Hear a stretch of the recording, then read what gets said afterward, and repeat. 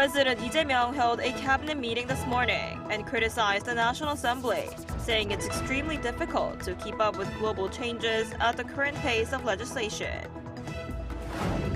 The Health Ministry is set to decide how much to expand medical school enrollment for 5 years starting in 2027, amid mounting opposition from doctors' groups. The move comes as the government estimates the country could face a shortage of up to 4,800 doctors by 2037. South Korean snowboarder Yoo Seung-eun won the bronze medal in the women's big air final on her Olympic debut. The 18-year-old is the first South Korean athlete to win a medal in snowboard big air, since it was first adopted as an official Olympic event in 2018. Hello and thanks for joining us on Arirang News. President Lee Jae-myung has called for a faster legislation process in the face of a changing global order. Speaking at a cabinet meeting this morning, Lee said he sees it difficult to actively deal with changes in the global order with lawmaking at current speed. He added that South Korea is facing high global instability and fierce competition and called for national unity. The president noted that the country is in dire need of laws to carry out trade deals with foreign nations and push ahead with regulatory reform. Over at the National Assembly, lawmakers are holding 3 days of sessions for questioning government officials, set to run through Wednesday. The parliament has agreed to form a special committee to speed up legislation tied to Seoul's $350 billion investment commitments in the United States amid renewed tariff pressure from the Trump administration. Our An Seung-jin reports.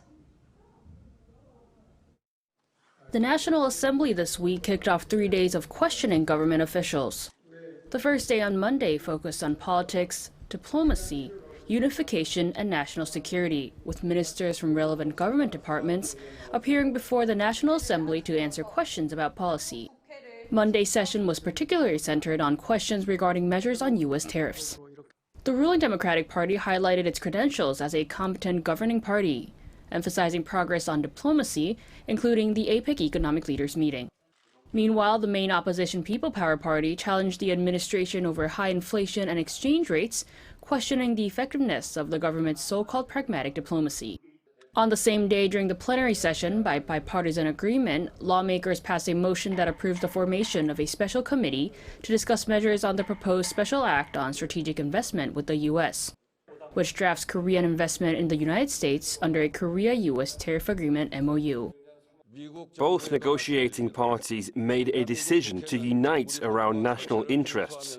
I would like to notify the U.S. government that the South Korean National Assembly is discussing the legislation with a strong commitment to swift action while fully adhering to domestic laws. The committee will consist of 16 members, 8 from the ruling DP, 7 from the main opposition PPP, and 1 from a non-negotiating parliamentary bloc. Lawmakers look to pass the bill by consensus within a month before the committee mandate expires on March 9th. This move comes as South Korea faces continued tariff pressure from the Trump administration over what he calls stalled legislative efforts related to investment in the U.S. With the tightly scheduled questioning, the National Assembly is bracing for an intense round of partisan confrontations. With the June 3rd local elections approaching, the sessions will likely serve as a preview for an intensifying political showdown. An Seung-jin, Arirang News. The Health Ministry is set to decide this afternoon how many additional medical school seats to add, a move that faces strong backlash from doctors. The government has been pushing to increase quotas outside the capital region, as it estimates the country could face a major shortage of doctors over the next decade. Our Park Gun-woo explains more. Additional admissions for 32 regional medical schools outside Seoul for 5 years from 2027 are set to be decided by the Health Ministry on Tuesday. The decision will be made at a meeting of the Health and Medical Policy Committee, which will be followed by a briefing where officials are expected to announce their conclusion. The Health Ministry said last week that South Korea could face a shortage of around 4,800 doctors by 2037. Because of that, officials say around 4,200 additional doctors are needed through expanded medical school admissions. The figure excludes about 600 doctors expected to be supplied each year by a future public medical school and newly established regional medical schools by 2030. The increase is expected to be implemented under the regional doctor system, which selects students from non-metropolitan areas and requires them to work in public and essential medical sectors in regions with limited access to healthcare for at least a decade.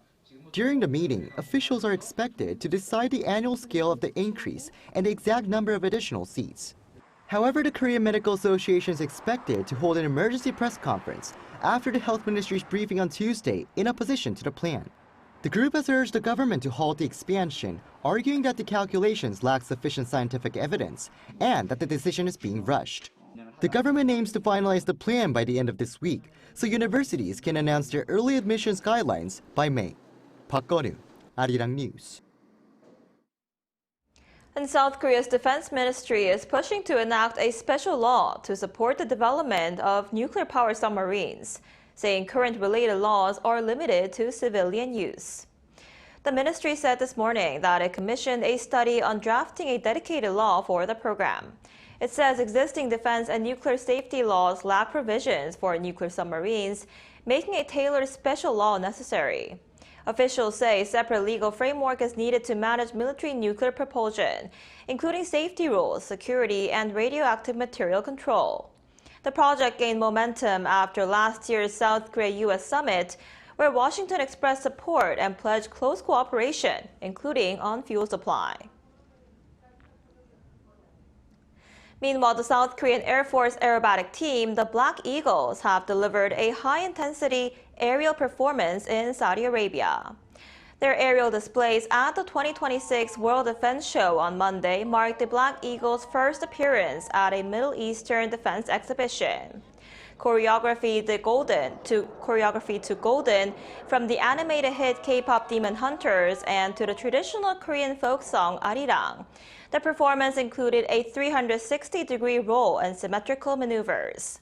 At the climax of the show, the Black Eagles released white smokes to create the taeguk pattern, the central symbol of the South Korean flag.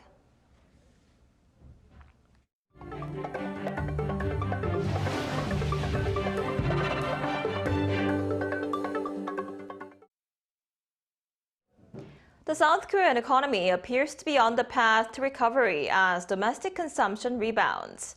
Analysts also say that the recent rise in the Kospi index has encouraged more spending, even though some sectors continue to struggle. Our Kim Do-yeon reports. South Korea's state-run think tank, the Korea Development Institute, has reaffirmed that the economy is on a recovery path, driven largely by a rebound in domestic consumption and the service sector. In its February Economic Trends report released Monday, the KDI also stated that a moderate increase in production is being maintained. This assessment aligns with the Institute's shift in tone last November when it moved away from diagnosing the economy as sluggish or weak, terms used frequently between May and October of last year, to focusing on improvement. The data backs this optimism. Retail sales in December climbed 1.2% compared to the same period the previous year, continuing an upward trend for the fourth consecutive month.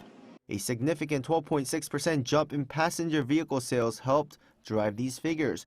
This also has to do with the recent historic rise in the Kospi, some analysts say, as the sentiment also goes up. When the stock market performs well and prices rise, we typically see a wealth effect. As the value of assets held by stock owners increases, we view this as a key factor that stimulates consumption. Mirroring this consumption, service sector production rose 3.7%, marking 11 straight months of growth. The gains were broad-based with significant increases in wholesale and retail trade, as well as the professional, scientific, and technical sectors. Thanks to this service-led momentum, overall industrial production grew 1.8% in December. However, the recovery is not uniform. The manufacturing sector remains a weak link, contracting by 0.3%. The KDI noted that despite strong demand, semiconductor production was limited by supply constraints, while the auto sector faced headwinds from U.S. tariffs. More concerning is the continued slump in investment. Facility investment plummeted 10.3% in December, the sharpest decline since August 2023. The construction sector also remains in a prolonged downturn, with completed construction projects dropping by nearly 15% in the fourth quarter. Ultimately, while sluggish investment and construction weigh on the outlook, the KDI maintains that improving income conditions from the semiconductor cycle and strong consumer sentiment are supporting the broader economic recovery. Kim Do-yeon, Arirang News. Iran says it could consider diluting its stockpile of uranium enriched if all international sanctions are fully lifted. The statement comes as Iran and the United States resume nuclear negotiations, with Oman serving as mediator. Our Lee Seung-jae has the details. Iran says any decision to dilute its 60% enriched uranium will depend entirely on the lifting of all sanctions, as nuclear diplomacy with the United States resumes after months of pause. Speaking in Tehran on Monday, the head of the Atomic Energy Organization of Iran, Mohammad Eslami, said dilution of highly enriched uranium is not currently on the agenda. He stressed that such a step would only be considered if sanctions on Iran are fully removed.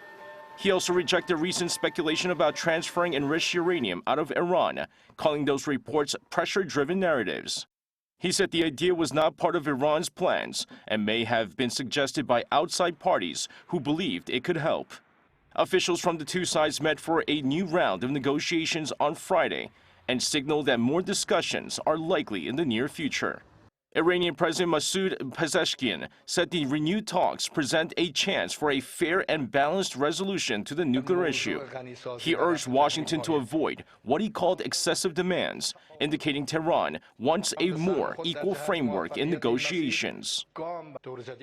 The new round of nuclear negotiations, which have begun in Oman with the assistance and support of our friends, presents a very good opportunity to resolve this issue in a fair, logical, equitable and mutually acceptable manner. Tehran's top security official Ali Larijani is scheduled to visit Muscat on Tuesday.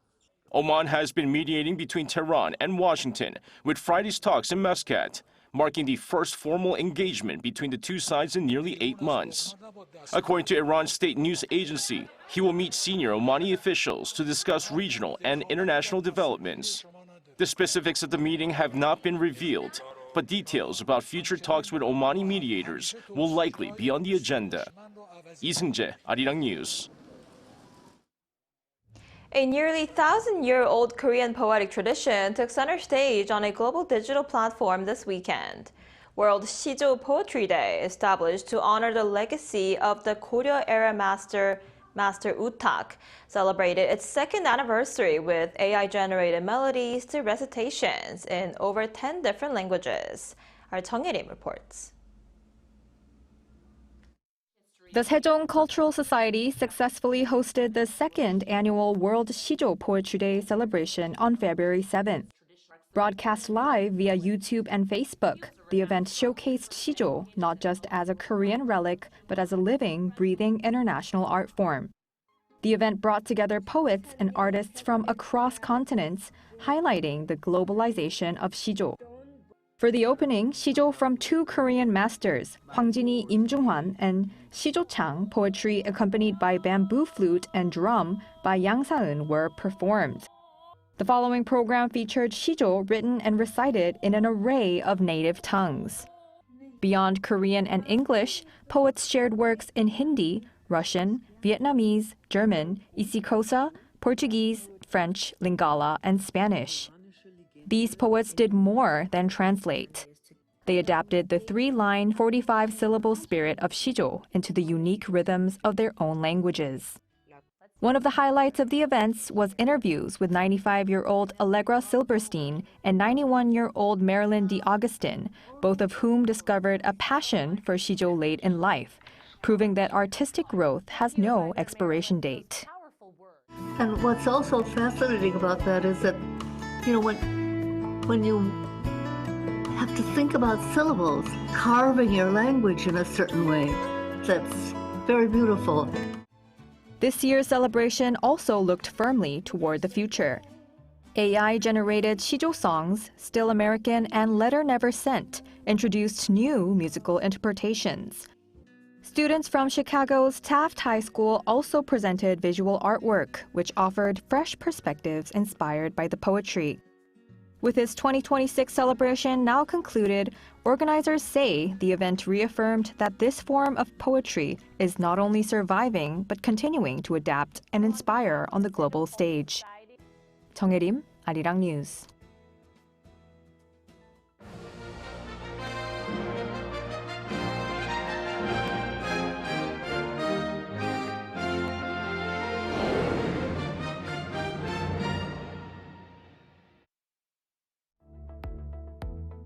Hello and welcome. I am your AI sports correspondent, Arirang. This section features AI-generated content and scripts bringing you the latest news from the Olympic Winter Games Milano Cortina 2026. Here are our top stories. South Korean snowboarder Yoo Seung-eun won the bronze medal in the women's big air final at Livingno Snow Park on Monday. Yoo recorded a combined score of 171.00 points after successfully landing to triple cork 1,440 maneuvers in her first two runs.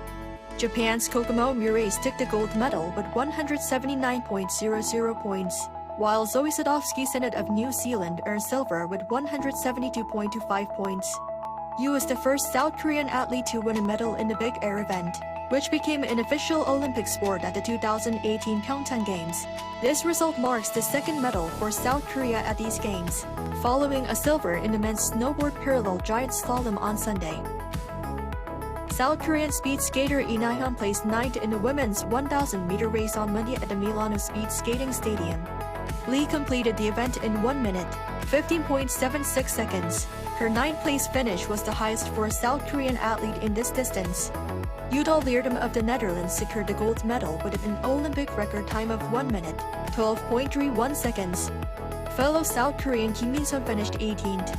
Both Lee and Kim are scheduled to compete in their primary event, the 500-meter race, this coming Sunday. South Korea's Jung Hae-sun is in 24th place after the first two runs of the women's singles luge on Tuesday.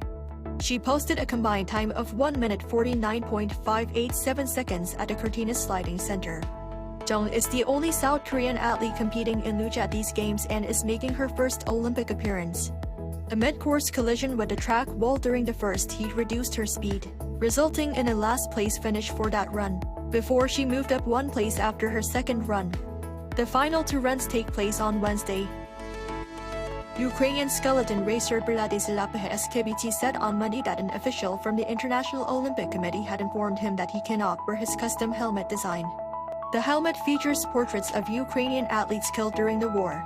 Skibity said the official cited as a potential violation of Rule 50 regarding political statements. However, the IOC has not yet issued a formal ban. The organization stated it had not yet received a formal approval request for the equipment from the Ukrainian National Olympic Committee. Before we head out, let's look ahead. Appearing now on your screen are the current medal standings and the upcoming schedule for the Olympic Winter Games Milano Cortina 2026.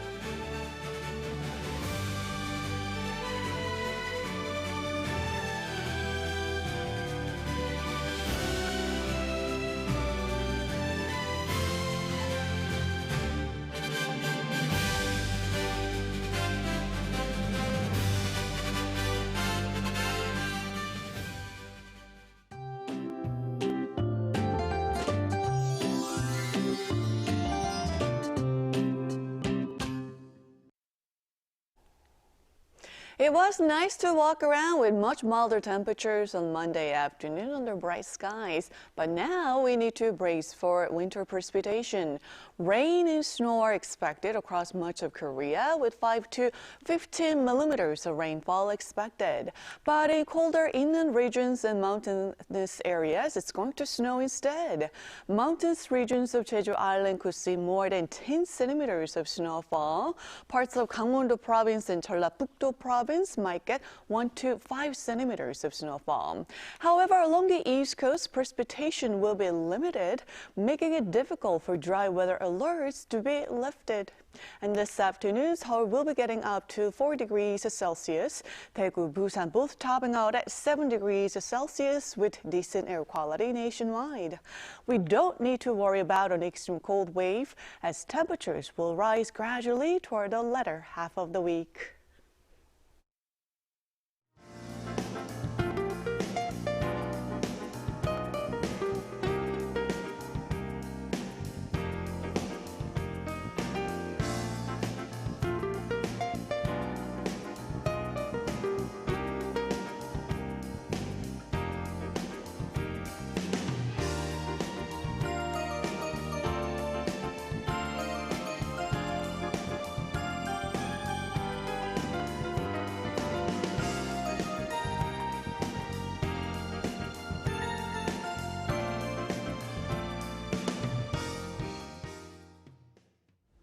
That's all we have for today's noon edition of Arirang News. Thank you for watching. We'll be back at 5 p.m. Korea time. Stay tuned.